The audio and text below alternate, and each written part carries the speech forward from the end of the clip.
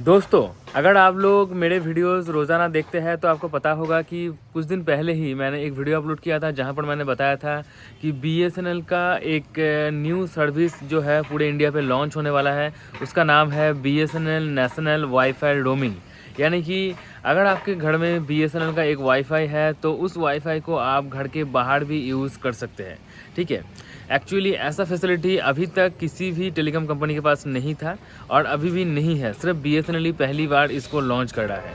मतलब अगर आप बीएसएनएल का भारत फाइबर ब्रॉडबैंड को यूज़ करते हैं तो उसको आप घर के जब बाहर रहेंगे तो भी आप यूज़ कर पाएंगे। मतलब घर के बाहर मतलब ऐसा नहीं है कि आप घर से थोड़ा दूर रहेंगे तो उसका जो रेंज है उसके आसपास रहेंगे, तो ऐसा मैं नहीं बोल रहा हूँ। ठीक है, अगर आपके घर वेस्ट बंगाल से है, मतलब वेस्ट बंगाल से आप बिलोंग करते हैं और आप अभी उत्तराखंड में है या उत्तर प्रदेश में है या भारत के एकदम लास्ट किसी जगह पे है, तमिलनाडु के आसपास वहाँ पर है, तो भी आप उसको यूज़ कर पाएंगे। यस दोस्तों, ये कैसे होगा ये मैं थोड़ा आपको क्लियर कर देता हूँ।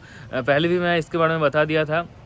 एक्चुअली आपको बीएसएनएल का ब्रॉडबैंड लेना ज़रूरी है। सबसे पहले बीएसएनएल का एक ब्रॉडबैंड आपके पास होना चाहिए। वो भारत फाइबर का हो सकता है या दूसरे, अभी तो दूसरा उतना चल नहीं रहा है, भारत फाइबर ही ज़्यादा चलता है।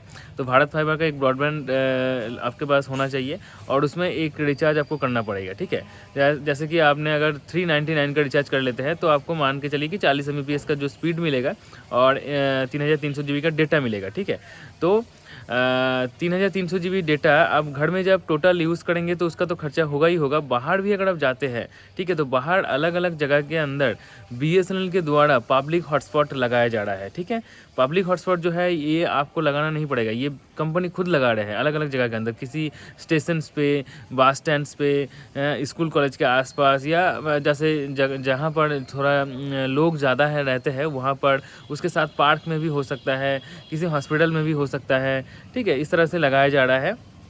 तो वहाँ पर आप अगर आपके आईडी पासवर्ड से उसको कनेक्ट कर लेंगे, पब्लिक हॉटस्पॉट को कनेक्ट कर लेंगे, तो आप वहाँ से एकदम बिंदास वाईफाई का जो स्पीड है वो ले सकते हैं और बढ़िया तरीके से इंटरनेट जो है चला सकते हैं। ठीक है, मतलब आपके जो मोबाइल डेटा है उसको भी यूज़ करने की कोई ज़रूरत नहीं है, वहाँ पर भी आप वाईफाई यूज़ कर पाएंगे। और ये वाईफाई जो भी डेटा आप खर्चा करेंगे वो टोटल डेटा से आपका खर्चा हो जाएगा। मतलब 3300 GB डेटा है तो मान लीजिए कि आपने 300 GB घर में खर्चा कर रखा था और कहीं पर आप घूमने चले गए थे 1 महीने के लिए और वहाँ पर आपको बीएसएनएल का पब्लिक हॉटस्पॉट मिल गया, तो वहाँ पर आपने बहुत कुछ मूवी वगैरह देखा, डाउनलोड किया, ये सब कुछ किया, तो 500 GB खत्म हो गया। ठीक है, तो टोटल आपका 3300 GB में 800 GB खत्म हो गया।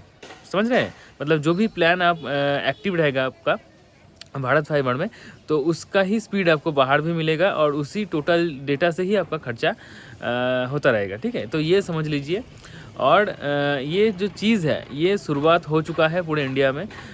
पूरे इंडिया में इसका काम शुरू हो चुका है।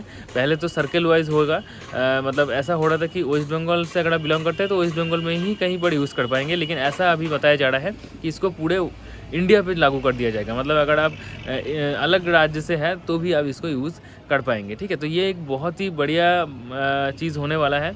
अगर आपके पास भारत फाइबर का ब्रॉडबैंड है तो आप इसको यूज़ कर पाएंगे बहुत ही ईजिली।